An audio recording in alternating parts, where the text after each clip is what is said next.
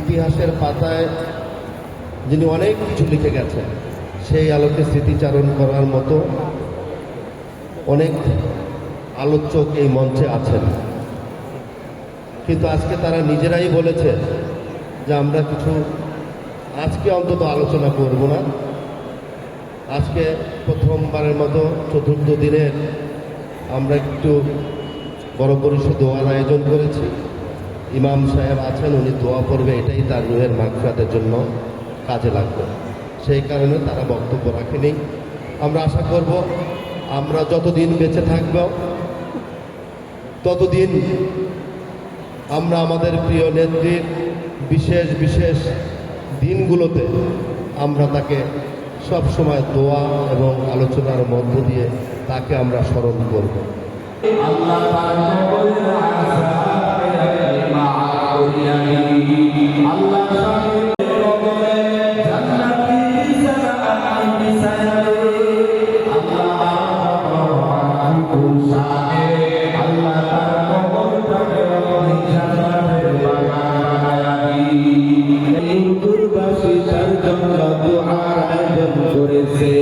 শফিকুল ইসলাম খান লিটন সাহেব সহ আমাদের দাদা দাদি নানা নানি, আমাদের শ্বশুর শাশুড়ি, ভাই বোন, স্ত্রী, সন্তান, পাড়া প্রতিবেশী, বন্ধু বান্ধব, আত্মীয় স্বজন। দেশনেত্রী বেগম খালেদা জিয়া হয়তোবা শারীরিকভাবে আমাদের মাঝে এখন নেই, কিন্তু আমার কাছে মনে হয় তার শারীরিক অবর্তমানে বাংলাদেশের মানুষ, বাংলাদেশের প্রতিটি মাটি বালিকণা দেশনেত্রী বেগম খালেদা জিয়াকে কখনোই ভুলবে না।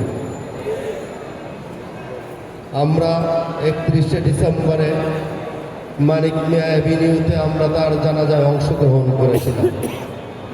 সেই দিন কি আমরা কাউকে দাওয়াত দিয়ে নিয়ে গিয়েছিলাম?